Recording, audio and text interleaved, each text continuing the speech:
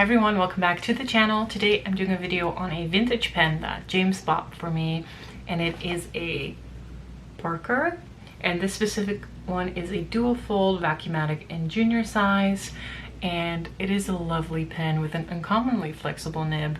Now, I'm not the one person that flexes a lot, but it is nice to have as an option.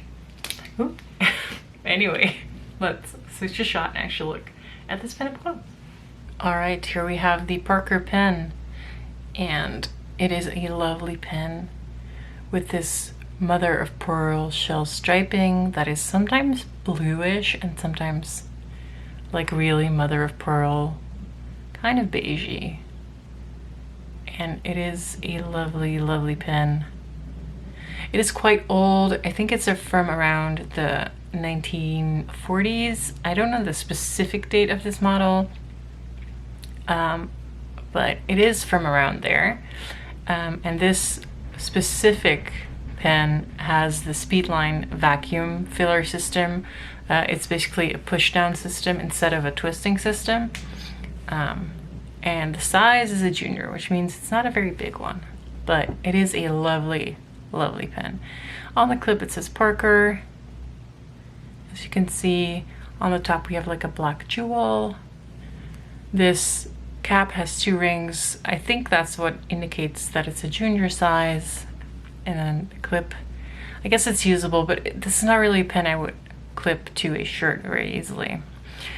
Now, if you want to fill this, of course you uncap it, but then also this is the knob you unscrew, and then this is the push system that you push a couple of times to fill the barrel with ink. Now, this is a restored pen. We bought it restored from Redeem Pens.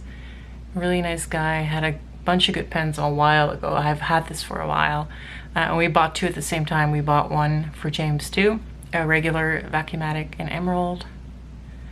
But yeah, it is a lovely pen, and I definitely don't use it enough. There's a hole in the cap. All vintage Parkers have that, which is kind of interesting to me.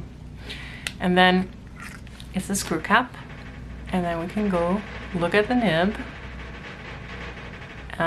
And it is not a big nib. It's not a big pen, not a big nib, but it performs in big ways.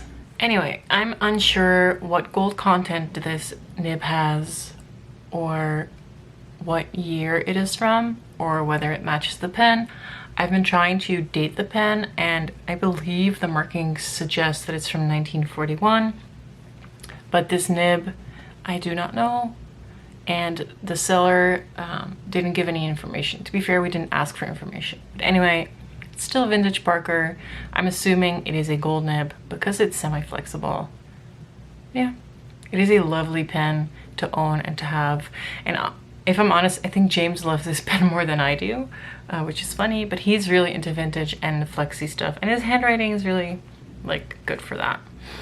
Posting, you can post this pen. I would not really do it very often because it can damage the material. Also, it is a decent sized when it's unposted. This pen is extremely light. So if you're looking for a heavy pen, this is definitely not for you. If you're looking for a pretty pen, and this is for you. Grip is quite small, if I'm honest. I tend to hold it where the threads are. But it's not, they're not sharp, so it's definitely comfortable. This is very tiny, so this is slightly more comfortable. Anyway, let us just go to a writing sample. I've had it uncapped for a little bit, so I don't know if it'll write right away, but we shall see. And I've inked it with one of my favorite blue inks. But first, Parker, apparently it will write. Parker, Duovac. And it's a Speedline filler, a medium-ish nib, I would say. Ink is Herbin. Ooh, I think we picked up like a dust thing right here. Herbin Bleu des Profondeurs. I'm gonna do an ink video on this fairly soon. And then this is just regular writing. It is very wet right now. I did just re-ink it because I ran out of ink. Guess who made it run out of ink? It was James. He stole it before I could film. But anyway, it is very wet right now. Let me zoom out a little bit and give you a bit of a push on that nib. Now, I'm not one for flexi writing, if I'm honest, but it is definitely possible, and it is okay at keeping up.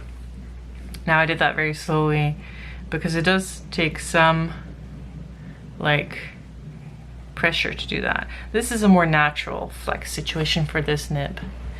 But yeah, this is like a medium line, and then you can go to like a double broad, I would say.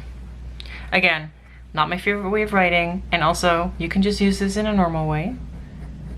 But if you want to add some flourish, you can definitely add some flourish. But again, not my cup of tea.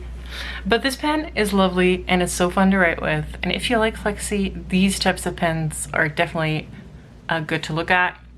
Now, we got ours from Redeem Pens. I do not know if he currently has pens, but he is a very kind person. He's good at restoring, and yeah, definitely a plus. All right. Thank you guys for watching. I hope this was informative. I hope you liked looking at this like vintage jewel, because I really like talking about it. All right, see you guys next time. Bye-bye.